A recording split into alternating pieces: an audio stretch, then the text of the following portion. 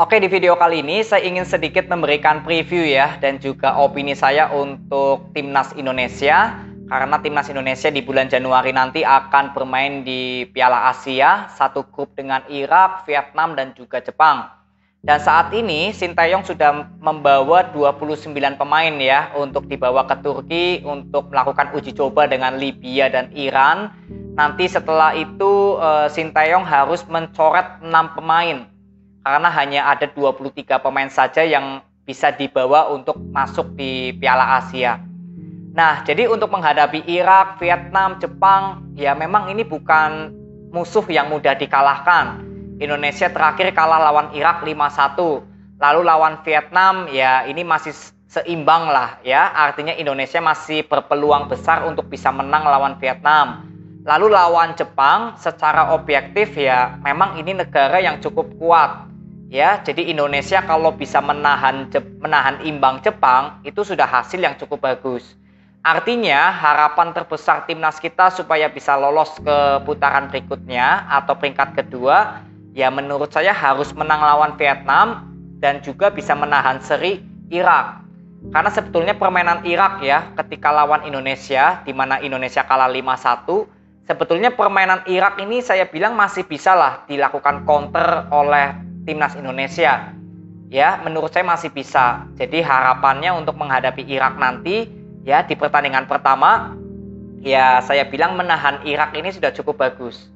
Nah, lalu kalau kita berbicara dari segi pemain ya yang dibawa oleh Sinteyong sementara ini ke Turki, memang dari posisi penjaga gawang ini ada nama Trisna ya dari Persikabo, lalu ada Emre Yandi dari Persisolo, lalu ada Hernando Ari dari Persebaya.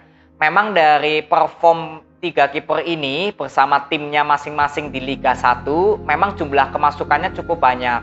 Tapi kalau dinilai jumlah kemasukan kan artinya kita nggak bisa menyalahkan semuanya ke kiper ya. Ini lebih ke kinerja satu tim. Sektor belakang pertahanan dari masing-masing tim juga kita harus nilai.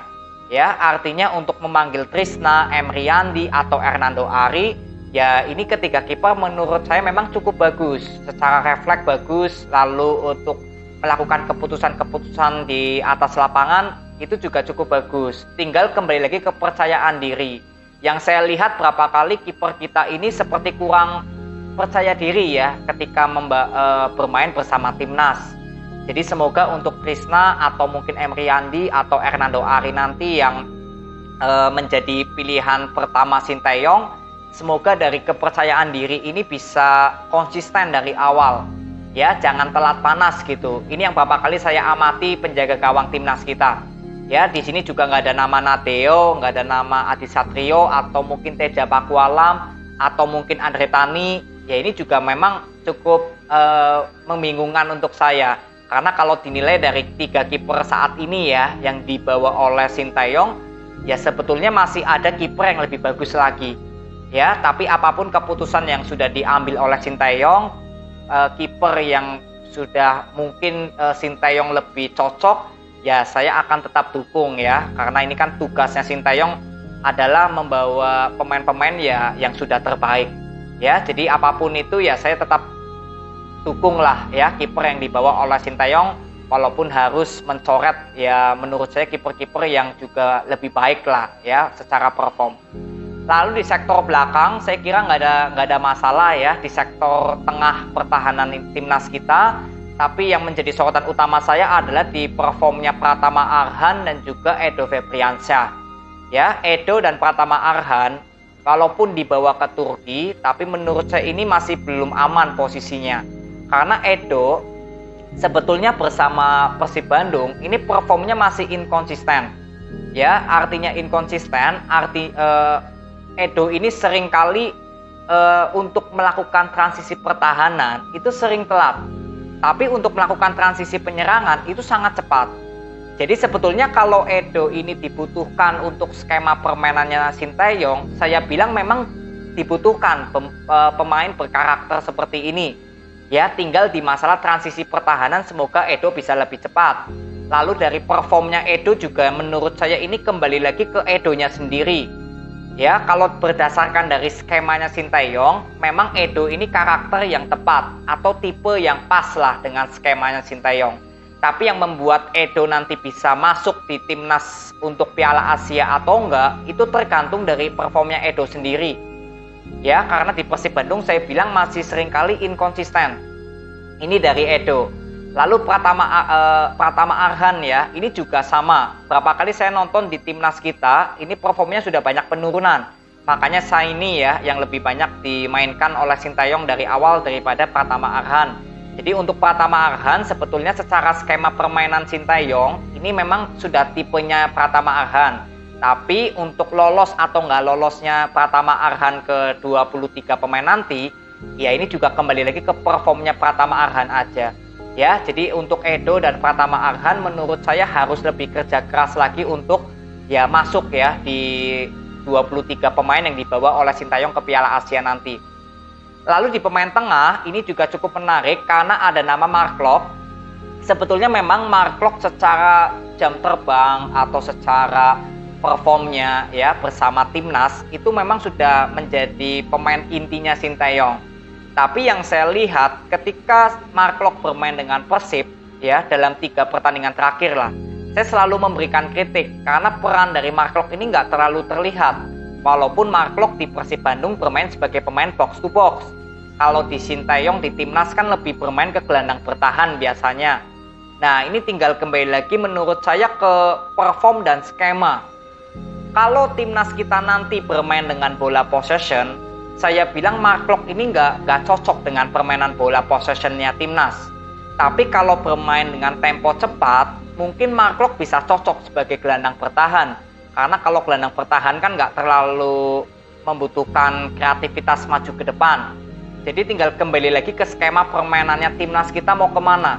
Kalau bermain cepat ya mungkin Mark Klok bisa perform lah. Tapi kalau bermain bola possession, saya berapa kali lihat ya, Mark Klok nggak terlalu cepat untuk melakukan mencari ruang kosong. Ini ya tinggal kembali lagi ke performanya Mark Klok dengan skemanya timnas kita mau kemana. Ini yang berapa kali saya lihat seperti belum menyatu antara Mark Klok dengan skemanya Sinteyong. Tapi pertanyaannya kenapa Sinteyong selalu memainkan Mark Klok? Ini yang menjadi pertanyaan saya sampai saat ini. Lalu untuk sisanya nggak terlalu banyak masalah ya. Duo Sayuri kembali lagi dipanggil ke Turki, jadi ini untuk Yance dan Yakob Sayuri memang secara perform cukup bagus, overlapnya ke depan bagus, lalu transisi pertahanannya juga bagus.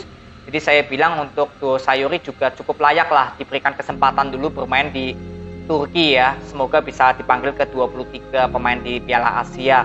Lalu untuk pemain depan ini juga cukup menarik ya, karena di pemain depan di sini Sinteyong memanggil Hoki Caraka dari PSS Sleman. Lalu ada Ramadan Sananta Persis Solo, Dendi Bayangkara, Dimas Derajat Persikabo, dan Rafael dari Ten Hag. Yang menjadi pertanyaan saya, memang jujur di sini Stefano Lillipali nggak dipanggil ini alasannya kenapa?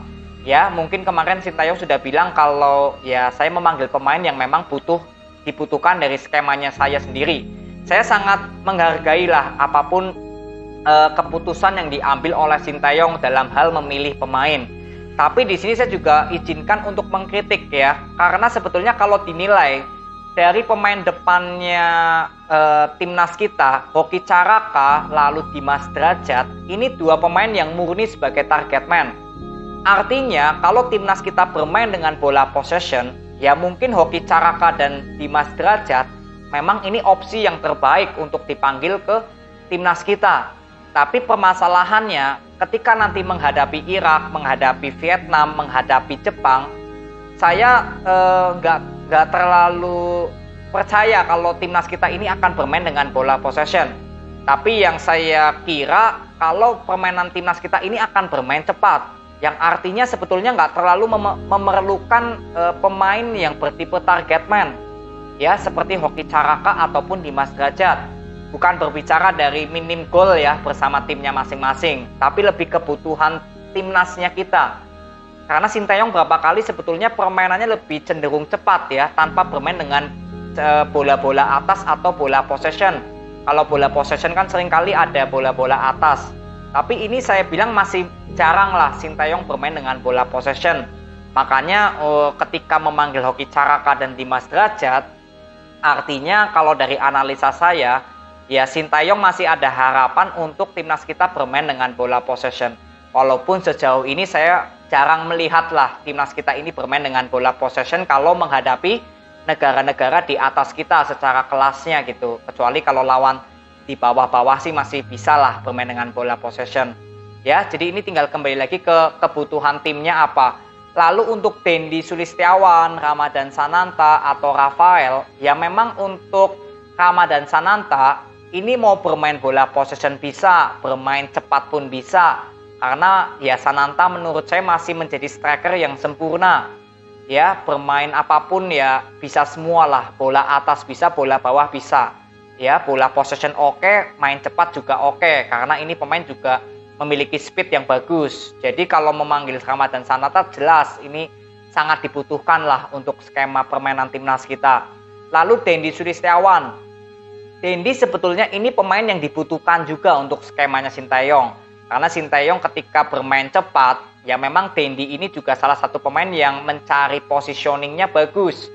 Lalu untuk melakukan kecepatan juga bagus. Tapi permasalahannya Dendi ini menurut saya masih secara perform itu keputusan-keputusannya masih kurang bagus, finishingnya juga masih kurang oke. Tapi untuk masuk di skemanya Sintayong, saya bilang ya masuk. Jadi tinggal pembuktian aja untuk Dendi ketika nanti bermain menghadapi Libya ya dengan Iran, ya Dendi harus membuktikan kalau memang finishingnya ini sudah ada perkembangan. Ini kan syarat mutlak ya, pemain depan ya harus bisa menciptakan peluang-peluang yang maksimal. Ya, bukan hanya gol dulu lah, peluang dulu minimal. Nah, ini yang saya bilang Dendi secara finishing belum terlalu maksimal. Tapi kalau dibutuhkan oleh timnas kita, ya saya bilang memang dibutuhkan untuk permainan cepat. Ya, ini tinggal kembali lagi ke performnya Dendi.